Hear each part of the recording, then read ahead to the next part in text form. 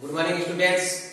Welcome to Diamond Public School, Gharbrad, Greater Noida online study class. Today I Ashok Kumar teach you a science chapter Nutrition in Plants में आज आपको पढ़ाएंगे हम photosynthesis.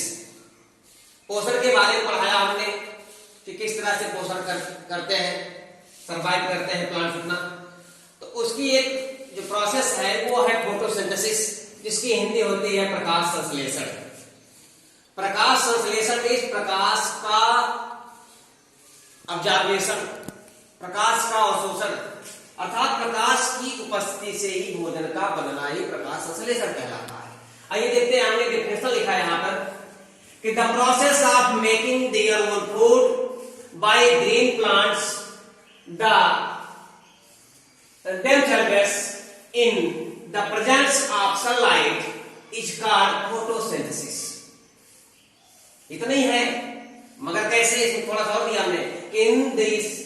in this process plants make their food from carbon dioxide and water with the help of chlorophyll। ध्यान देना, the process of making their own food, process में प्रक्रिया, making their own food, अपने भोजन बनाने की, बाय ग्रीन प्लांट्स, हरे पौधों के द्वारा, देमसेल्व्स माने स्वयं, in the presence of sunlight, सूर्य के प्रकाश की उपस्थिति में, इस कॉल्ड कही जाती है फोटोसिंथेसिस, प्रकाश संश्लेषण। मीन्स कि हरे पौधों के द्वारा अपने भोजन को स्वयं बनाने की प्रक्रिया जब सूर्य की उपस्थिति में होती है तो वह प्रक्रिया ही प्रकाश संश्लेषण कहलाती है। इन दिस प्रोसेस, इस प्रक्रिया में, प्लांट्स मेक देयर फूड, पौधे अपना भोजन बनाते हैं, from carbon dioxide and water, carbon dioxide से और जल से, with the help of chlorophyll, chlorophyll की सहायता से। बात समझ आ गई कि इस प्रक्रिया में पौधे अपना भोजन स्वयं कार्बन डाइऑक्साइड और जल की उपस्थिति में क्लोरोफिल की सहायता से बनाते हैं। कैसे बनाते हैं, इस प्रक्रिया के बारे में हम बताएंगे आपको। द प्रोसेस ऑफ फोटोसिंथेसिस, प्रकाश संश्लेषण की प्रक्रिया क्या है, किस तरह से पौधे अपने भोजन को स्वयं बनाते हैं, ये आपको सीखना है। हमने लिखा है इसमें कि plants need food to respire, grow and reproduce, पौधों को भोजन की आवश्यकता होती है, टू रेस्पायर, सांस लेने के लिए, छोड़ने के लिए, श्वसन के लिए, ग्रो एंड रिप्रोड्यूस, वृद्धि के लिए, और अपने समान ही अन्य पौधों को उत्पन्न करने के लिए, अर्थात प्रजनन के लिए। प्रजनन का अर्थ होता है अपने ही समान दूसरे ही जीव की उत्पत्ति करना, अपने समान दूसरे पौधों की उत्पत्ति करना, ये रिप्रोड्यूस कहलाता है। बात समझ आई कि पौधों को भोजन की आवश्यकता सांस लेने, श्वसन के लिए, वृद्धि के लिए और प्रजनन के लिए आवश्यकता होती है। दूसरा, photosynthesis takes place in the part of the plant cell containing chloroplast. These are small structures that contain chlorophyll। ध्यान देना कि फोटोसिंथेसिस टेक्स प्लेस, प्रकाश संश्लेषण स्थान को लेता है, in the part of the plant cell, पौधों के कोशिकाओं के जो पार्ट होते हैं, जो हिस्से होते हैं, उसमें कंटेनिंग क्लोरोप्लास्ट, जिसमें क्लोरोप्लास्ट कंटेन होता है, जुड़ा होता है। These are small structures, ये सबसे छोटी संरचना होती है, that contain chlorophyll, जिसमें क्लोरोफिल कंटेन होता है, उपस्थित होता है, जुड़ा होता है। बात समझ आई कि फोटोसिंथेसिस अपनी प्रकाश संश्लेषण अपनी प्रक्रिया को पूरा करने के लिए पौधों के सेल के भागों में, जिसमें क्लोरोप्लास्ट होता है, उसमें छोटी छोटी संरचनाएं बनी होती हैं, जिसमें पहले से ही क्लोरोफिल होता है, क्लोरोप्लास्ट में क्लोरोफिल। अब देखिए, for photosynthesis takes place, plants to take in carbon dioxide, for photosynthesis takes place, प्रकाश संश्लेषण के लिए स्थान की आवश्यकता होती है। Plants carbon to take in carbon dioxide, पौधे कार्बन डाइऑक्साइड को लेते हैं। कहां से लेते हैं? From the air. अगर पौधों को कार्बन डाइऑक्साइड की आवश्यकता है तो कहां से मिलेगा? एटमॉस्फेयर से मिलेगा।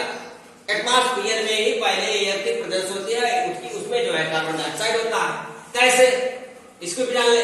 क्योंकि कार्बन डाइऑक्साइड रिलीज कौन करता है? जितने भी एनिमल्स होते हैं। और जब एनिमल्स रिलीज करेंगे कार्बन डाइऑक्साइड को तो जाएगा कहां? इसी एटमॉस्फेयर में घूमता रहेगा।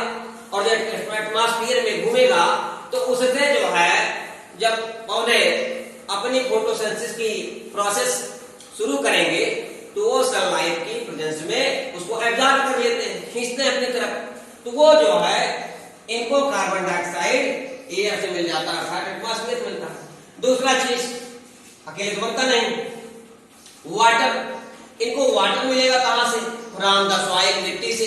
क्योंकि ये पत्तियां, ये पौधे जो है आसमान में तो होते नहीं, ये जमीन में होते हैं। ये जमीन में होते हैं, इसका मतलब कुछ ना कुछ पार्टिकल का जमीन के अंदर होता है, और जमीन के अंदर अर्थात मिट्टी होती है।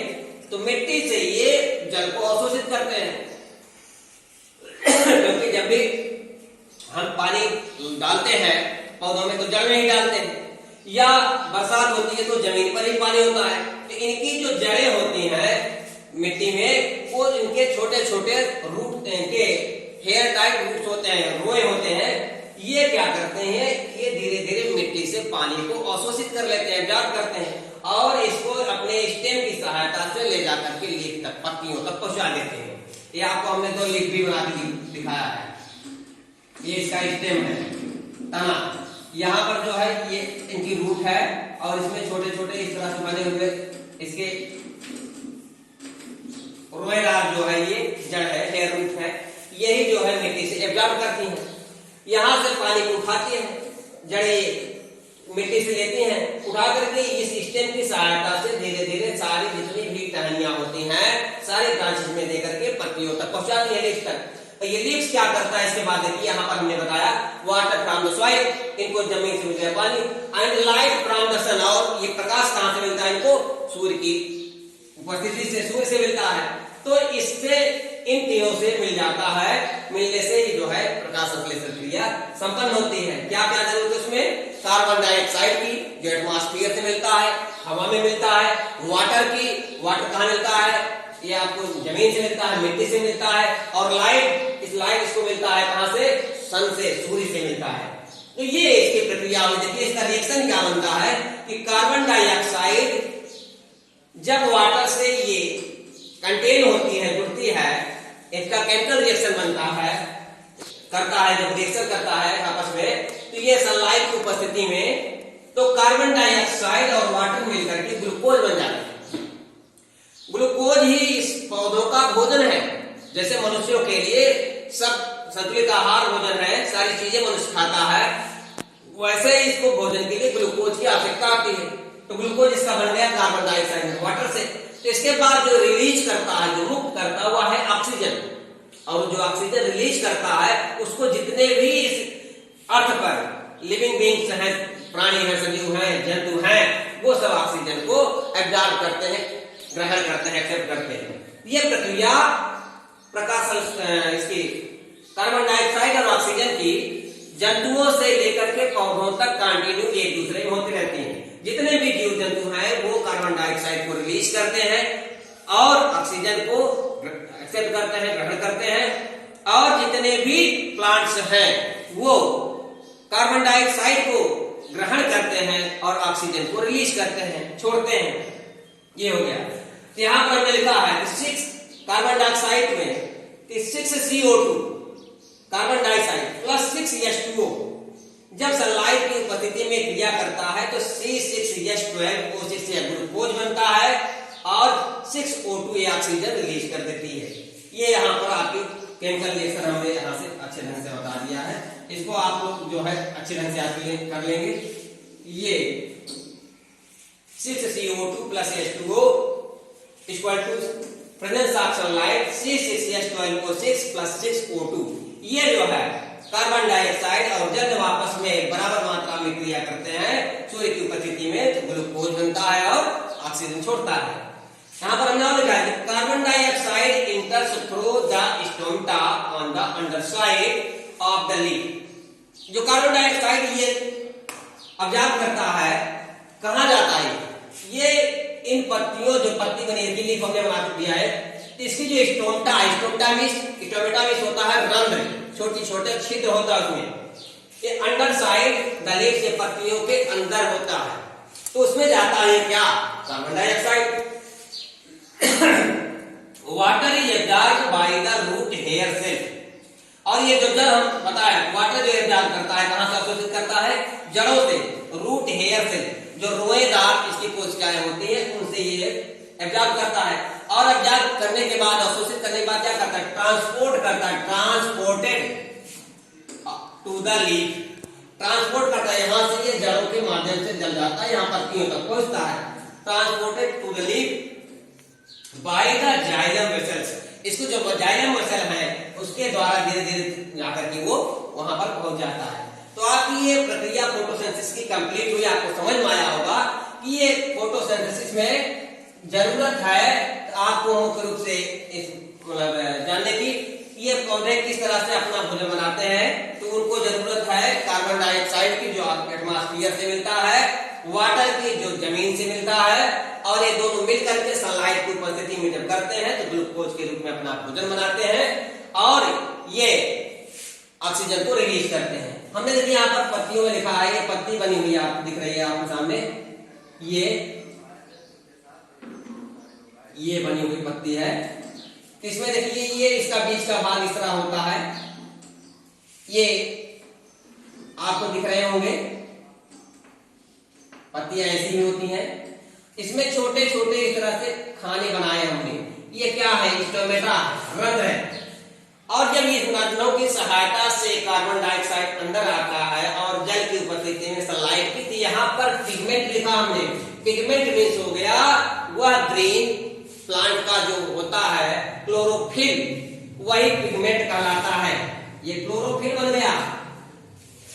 हरा रहने का, पत्तियों के हरा रहने का सबसे बड़ा रीजन होता है क्लोरोफिल का, और ये कहां से मिला, यहाँ सूर्य है बनाया गया है, सूर्य से लाइट धीरे धीरे जा रही पत्तियों पर पड़ रही है, सनलाइट यहाँ से ये सूर्य जो लाइट है इसको एनर्जी प्रोवाइड कर रहा है, वाटर इसको नीचे से मिला और कार्बन डाइऑक्साइड एटमॉस्फेयर से मिला और इसके स्टोमेटा में गया और यहाँ पर पिगमेंट के रूप में जमा हुआ, और देखते हैं कभी कभी ये इसका भोजन रेडी हो गया। कभी कभी आपने देखा होगा कि लिप्स को कि पत्तियों में कहीं कहीं इस तरह से जम सा जाता है, पत्तियां थोड़ी सी मोटी दिखती है, क्या कारण है, तो आप लोग जानते हैं जैसे मनुष्यों के अंदर फैट की मात्रा ज्यादा हो जाने पर वो मोटापा आ जाता है, उसी तरह इसमें भी तो मोटापा का मतलब है कि एक्स्ट्रा एनर्जी, एक्स्ट्रा फूड जब हो जाता है तभी वो एक जगह इकट्ठा होता है, चर्बी के रूप में जमा होता है।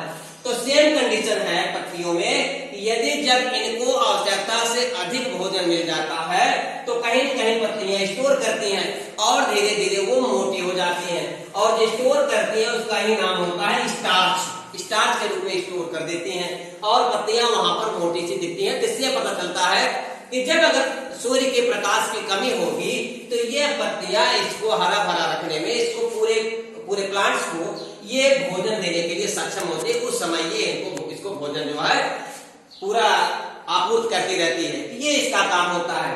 तो इस तरह से आपके प्रकाश संश्लेषण की क्रिया हमने समझाया, तो मुझे विश्वास है कि आप लोगों को यह प्रकाश संश्लेषण की क्रिया जो फोटोसिंथेसिस की हमने बताई अच्छे ढंग से समझ गए होंगे कि फोटोसिंथेसिस क्या है और उसकी क्या प्रक्रिया है।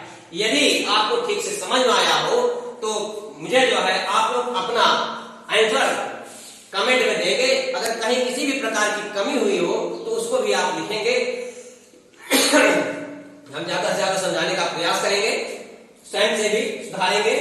अगर हमारी वीडियो आपको लाइक आई हो, पसंद आई हो तो आप जरूर इसको लाइक कीजिएगा और अपने फ्रेंड्स को भी शेयर कीजिएगा, और इसके अलावा अगर अब तक आपने हमारे चैनल को सब्सक्राइब नहीं किया है तो अवश्य सब्सक्राइब कीजिएगा।